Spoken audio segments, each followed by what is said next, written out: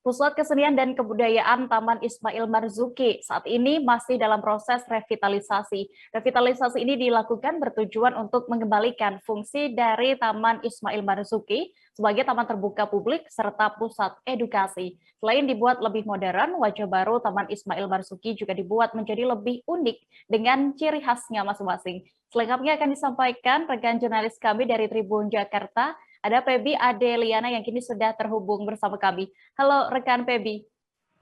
Halo rekan Dea. Ya, rekan Pebi, setelah Anda sempat langsung ya mengunjungi Taman Ismail Marzuki ini, bisa Anda gambarkan bagaimana update revitalisasi tim saat ini? Baik, rekan Dea, untuk Pusat Kesenian dan Kebudayaan Taman Ismail Marzuki atau yang dikenal dengan TIM di Jakarta Pusat ini memang saat ini masih dalam proses revitalisasi, di mana dalam pengerjaannya proses revitalisasi ini dilakukan secara bertahap. Pada tahap pertama meliputi pengerjaan Masjid Amir Hamzah, kemudian juga dengan dibangunnya struktur bangunan gedung panjang, dan untuk tahap kedua merupakan pengerjaan gedung Geraha Bakti Budaya dan sebagian eks planetarium begitu. Nah, nantinya untuk pengerjaan tahap ketiga sendiri merupakan pengerjaan finalisasi di akhir begitu rekan Dea. Nah, untuk Ya, progresnya menurut informasi yang kami dapatkan revitalisasi Taman Ismail Marzuki tahap pertama ini memang bisa dikatakan sudah hampir rampung, yaitu sudah mencapai sekitar 98,99%. Sementara untuk progres revitalisasi tahap kedua, memang menurut informasi terupdate hingga periode 13 September kemarin masih mencapai 33,15% begitu kan dia. baik. Pebi, informasinya bangunan-bangunan di tim ini direvitalisasi dengan desain yang unik dan modern itu tadi ya.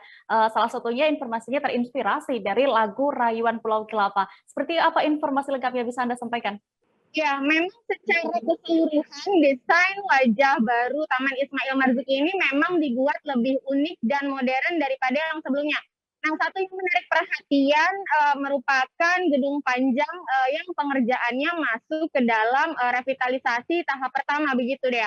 Nah, gedung panjang ini sebenarnya merupakan gedung yang dimanfaatkan untuk perpustakaan dan juga wisma seni di Taman Ismail Marzuki yang terletak tepat di pinggir jalan raya begitu. Nah, jadi memang tampilannya sendiri bisa terlihat langsung dari pinggir jalan raya Cikini. Nah, kalau kita lihat secara arsitektur bangunan ini memang terbilang cukup unik karena selain bentuknya yang menyerupai seperti anak tangga begitu, jadi semakin ke belakang semakin tinggi, Dea.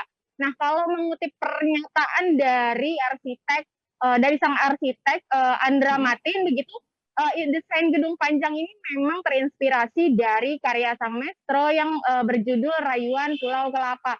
Nah, inspirasi tersebut dituangkan melalui fasad gedung yang bentuknya seperti anak tangga lagu Rayuan Pulau Kelapa tersebut. Nah, melalui desain ini, Andra ingin memberikan pesan tentang bagaimana sang maestro begitu menginspirasi Indonesia lewat lagu-lagunya. Salah satu lagu yang terkenal tersebut adalah Rayuan Pulau Kelapa. Oke, lalu kalau dari desainnya secara keseluruhan, sebetulnya apa sebenarnya yang ingin ditonjolkan dari wajah baru tim ini?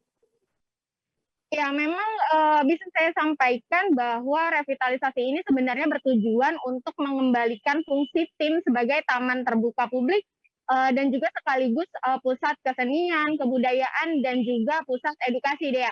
Nah, secara desain, Andra Matin ingin tim ini bisa menjadi sebuah oase di tengah hiruk pikuk padatnya kawasan Cikini begitu.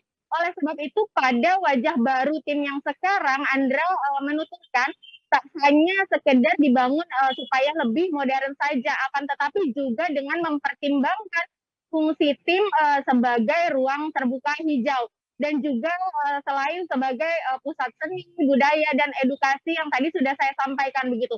Nah, yang unik selain ada gedung panjang, ada juga gedung parkir yang bisa kita lihat langsung dari pinggir jalan raya Cikini begitu deh ya.